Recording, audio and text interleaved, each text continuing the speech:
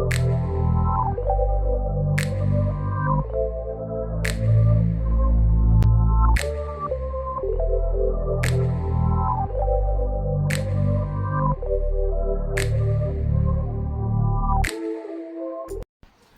crew, so this is going to be quite a special video. It's the first of this kind that I'm doing on the Spiritual Social.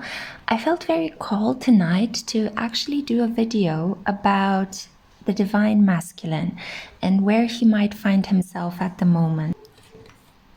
So Spirit, where is the Divine Masculine at the moment? What is the energy that the Divine Masculine has during this period?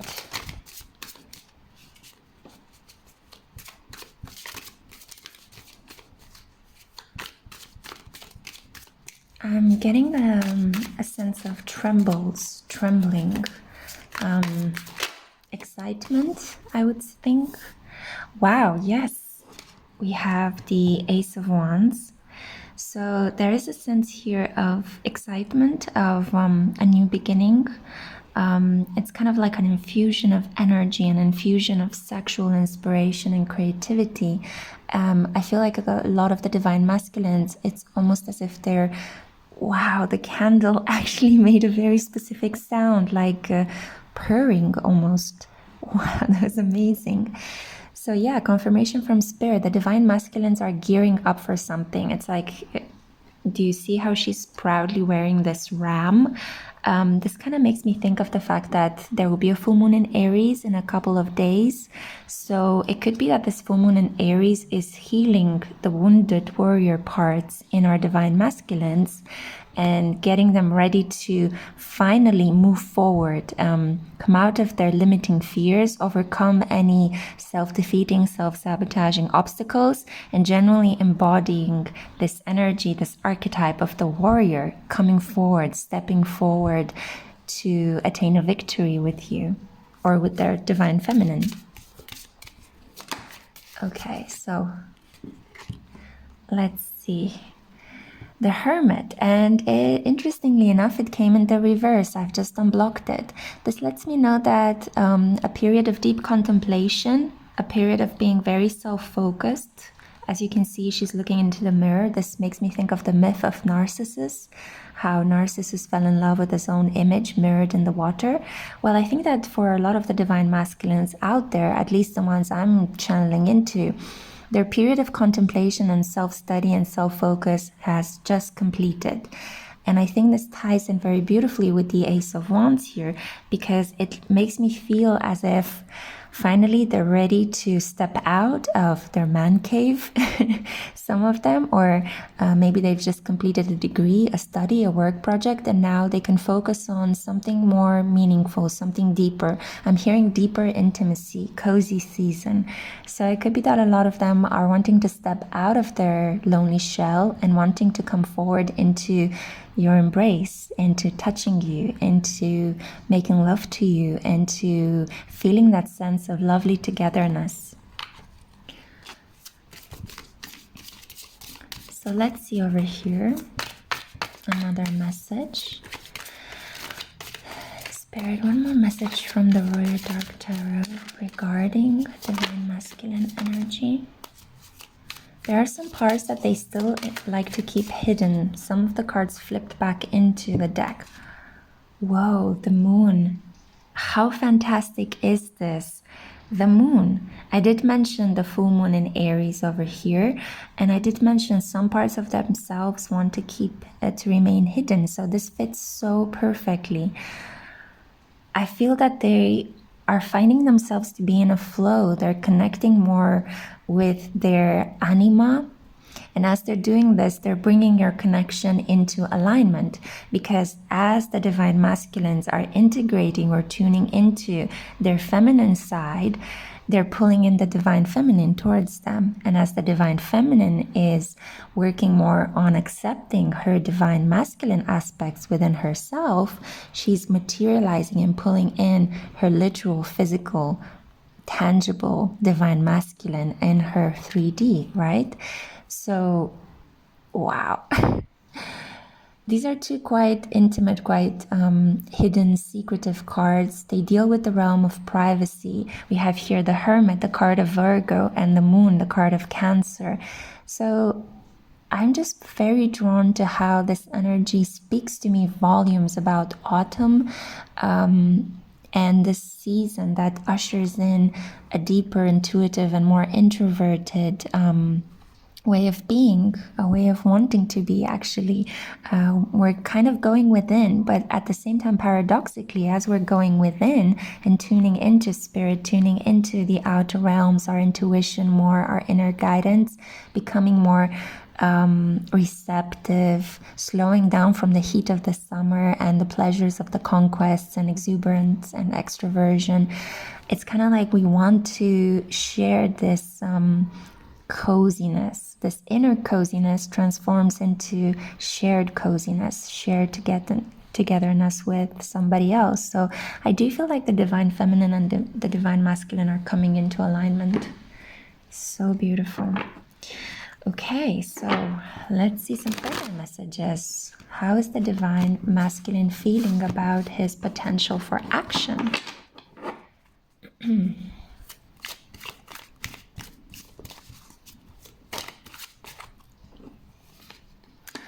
The Four of Pentacles, but it is blocked. Okay. I'm hearing afraid. I'm hearing tit for tat.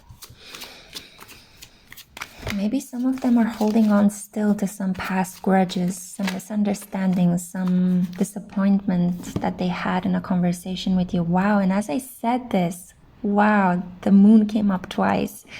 Do you see the mirroring game that is happening here? The moon upright in the Royo Dark Tarot and the moon in the reverse in the Decameron Tarot. Let's unblock these energies. Okay, so Archangel Uriel, please help me unblock these energies. Okay, great. So we have now the Four of Pentacles. As you can see from this card, the divine masculine is really eager to please. I think that this speaks to me about oral pleasure, and this can take a variety of forms. The pleasure of talking to someone, the pleasure of sucking on someone, the pleasure of kissing and caressing someone. This is also about regression. So it tells me that your divine masculine kind of feels a certain form of emotional safety and stability that takes him back way, way, way, way to his youth, to his childhood, to his state of infancy, where he was dependent on the mother's body. So there is something there, that cozy sense of stability and being fed and being nurtured that he experienced in childhood is something that is coming up to the surface now unconsciously in connection to you. So in the connection to the divine feminine. And I think this is why there are certain blocks and certain wounded ego triggers that divine feminines and divine masculines experience in their connections, because these images, these archetypal feminine and masculine images, are also modeled after the archetypal father and mother images. You know, each of us have a biological mother and father, and we each have the potential to become a biological mother and father if we so choose. So, or if we can. So there is this kind of regressive aspect that happens unconsciously when two people come together in spite of their best conscious intentions. A lot of physical habits that were cemented during the childhood period of life tend to come up in this deep space of intimacy and merging that happens between two people that love each other. But I feel that the masculines are kind of ready to step over this oral phase and move to something more complex. We have here the Fool, and the Fool in this image is a little bit of a disappointing card. It just shows a man who's unable to basically get a hard-on and perform, and a woman who's tempted and interested. But there is a sense of indolence here, a sense of you know, I almost get the feeling like being taken advantage of and kind of having your naivety or your purity taken for granted. So I feel that there is some deep sacral chakra healing that is happening at the moment, both in the divine feminine and in the divine masculine energy. But I feel like the divine masculine is healing that part of themselves that it was naive and pure. And again, I'm kind of drawn how these two cards came together. There is a sense here of they're trying to recuperate the wounded child, you know, the child that somehow was at the mercy of another female figure while they were growing up, the mother or the mother figure. So I think that they're healing their connection to their own mothers in order to be able to receive the nurturing, the affection, the romance from you, which it doesn't need to be just physical intimacy, but this speaks about emotional intimacy above anything else, because physical intimacy, it's easy to accomplish that. You can do it with almost anyone that is willing and able. But emotional intimacy is the stuff that puts divine feminines and divine masculines in separation and in these really complicated relational dynamics. So if we can get that right, guys, right, things are going forward. And I do see that the divine masculines are actually in this beautiful energy at the moment. So it makes me very happy to read this for you. And the moon, so again, the mother, the unconscious, how we nourish ourselves, literally and figuratively. Generally, the moon refers to the food that we put in our body, but also how we take in life, how we experience emotions, how we allow emotions to go through our bodies, how we allow them to come in and go out, whether we release them or do we tend to hold on to them. Do we eat our feelings or do we express our feelings? Do we express them in very dramatic, explosive ways, stomping our feet and demanding our right to be loved? Or do we do it in a more shy and sweet and caring way? Or do we repress it? We don't ask to be loved. We don't ask to be touched or cuddled. We just completely detach from that loving part of ourselves, right? So the moon is a world into itself. It's a cosmos into itself. It's one of the most beautiful cards in the major arcana, and it came here twice. So I do think that not only are the cycles of the moon really important in transforming and cleansing the energy that the divine masculine has for his divine feminine at the moment, but also there is some deep maternal issues healing that the divine masculine is experiencing at the moment as they are in a period of solitude, self-analysis, and self-reflection, most of which they have already completed. So they're taking a bold leap forward and they're starting to feel kind of like paradoxically in the beginning of autumn, they're starting to feel the buds of spring. So it's kind of like a spring awakening. And you guys know that due to quarantine and due to the epidemic in the world, it's kind of like, I'm filming this in 2020 for those of you that will watch in the future, by the way. But we had a blocked spring. We didn't have a spring this year, basically. It was full of fears and limitations. So I do feel that right now, the divine masculines are energetically reclaiming that spring-like energy. And this is ushered in with the full moon in Aries around the 1st of October of this year. Wow, so some manifestations are going to come into being, if not genuinely the union. Let's see some oracle cards. So what further messages or insight can we gain on the divine masculine? Choices. Wow, reconciling the light with the dark. And again, we have first quarter moon, right? So this speaks to me volumes about having integrated both their light side and their dark side, their solar consciousness and their shadow self. The divine masculines are truly rising and they've got their eyes set on their divine feminines. Let's see what aspect is healing for them at this period. The whole deck came up. Wow, so we have here divine timing, guys. I genuinely, I'm not so familiar with this deck.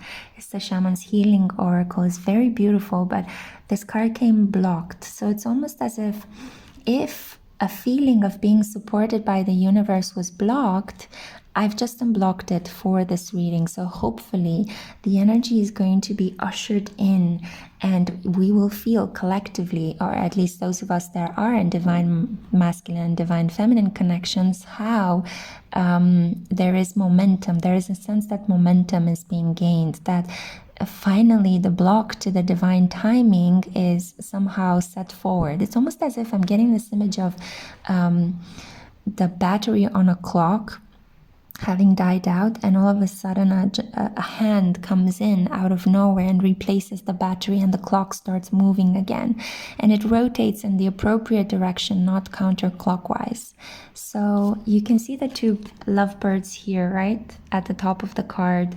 I feel that things are coming together finally. The wheels of fortune are being set in motion. That card didn't pop up, but I am getting a feeling that this is what is happening at the moment. Let's see as well what would the divine masculine like to do to the divine feminine when they come forward. What kind of energy would they like to, what would they like to materialize with this spring-like Aries energy? Because we do know that Aries has to deal with sexuality as well. So let's see. I'm using here the Erotic Enchantment deck by Cherry Enchantress. I feel like that card needed to come out. And one more. There is a sense here that the significant synchronicity for this time is 3. So the Grandmaster number 3, which is the number of communication. So maybe this is a great indication that for those of you that had no communication, that thought that the relationship was over and dead and done with, well, think again, because communication is coming. So we have here sucking. Oh my God, this fits so well with the Four of Pentacles, right? So sucking, and it says here, I want to pleasure you. Definitely, the divine masculine wants to please the divine feminine, and especially for those of you where there has been no contact for a very long time, I feel like an apology is coming, one that will be followed by some pretty deep, sensual, intense conversations and makeup love. So let's see. We have here, wow, virility, take on me. Wow. If this is not an Aries card, then I don't know what. This speaks volumes about the Ace of Wands energy that I was discussing earlier. Virility, Aries energy, right? Healing the wounded warrior, healing that Chiron connection that is being made in the skies at the moment on the sign of Aries, coming into your power, coming into your manhood, into that energy of, you know what, I'm done thinking about this. I want to do and not think. And most of them want to do you. And then the final card that we have here, ecstasy, and it says surrender to sensations. Wow, I'm so happy these cards came up, because as you can see here, there is a theme with hands, and currently, astrologically speaking, the North Node is in Gemini, and Gemini rules over the hands and the arms, the expressive ways in which we can manifest ourselves through the hands. And interestingly, the scientists have discovered that the kind of like the nerves and the sensitive endings on our palm actually match the connections on our cortex. So it's kind of like when somebody is touching your face, and when the divine masculine were to touch your face and put his fingers all over your lips or in your mouth, it's almost as if he's massaging his cortex, is massaging his brain and yours as well, if you were to touch him. So it's kind of like making love to your brain as well, not only to your face and your mouth and your body. There's kind of like a full, complete sensory experience.